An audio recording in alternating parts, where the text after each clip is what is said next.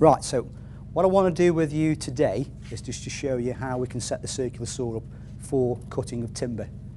I've got a piece of scrap material, so we're going to actually do some flat cutting with this material.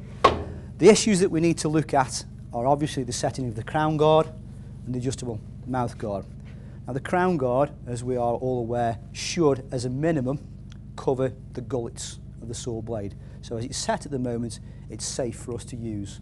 The regulation that applies to is the pure regulation. Provision, use, work, equipment, regulations of 98. They state what you can and cannot do with your machinery.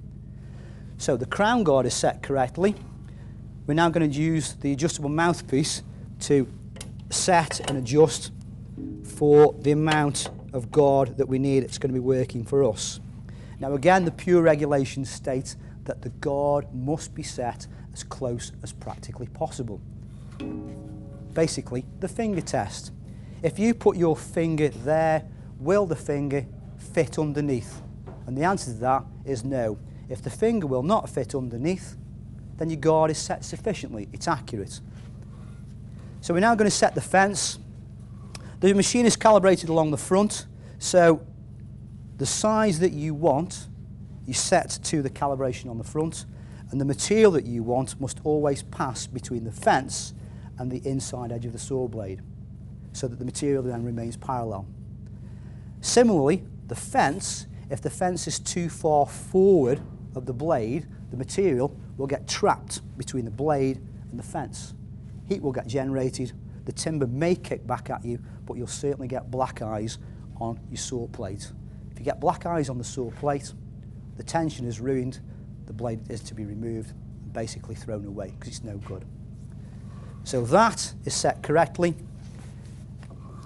We'll just take a small slice off. Guard is good to go. Now normal operations, you would make sure the extraction is turned on while you're doing the cutting. But obviously if I turn the extraction on doing this demonstration, you can't hear what I'm trying to say. So for the sake of demonstrations, we will keep the extraction turned off. However, we will make sure we've got our eye protection on, because that's a mandatory option not of you being safe. And secondly, ear protection is to be worn because it's a high noise environment. So, got the eyes on. Mine are already on my face because without them I can't see what I'm doing. I'll put my ear protection on. We'll turn the machine on.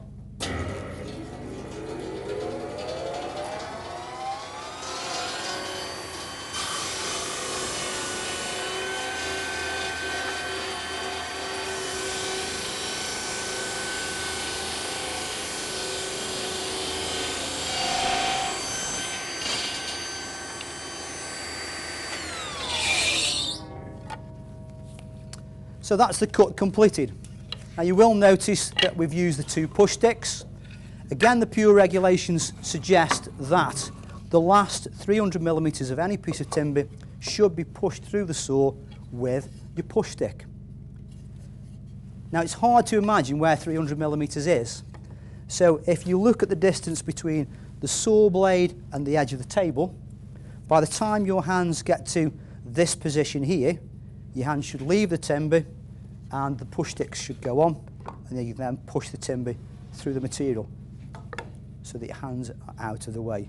Let's be blunt about this.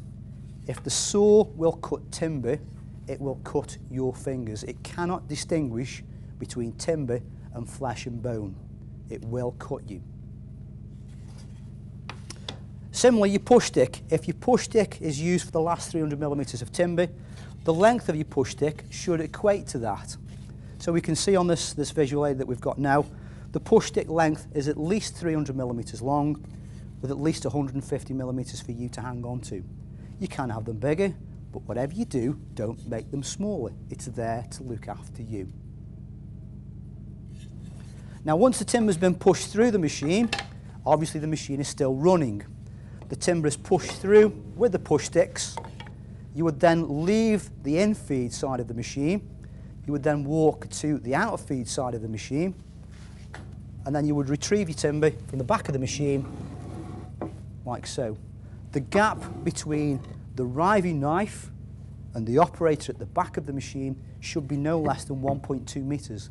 The idea is you cannot accidentally touch the rotating blade. It is there for a reason. And again, the pure regulations state that that must be in place. There are other issues that we will look at as we go through this small demonstration, but I think for this stage, we'll leave it at that.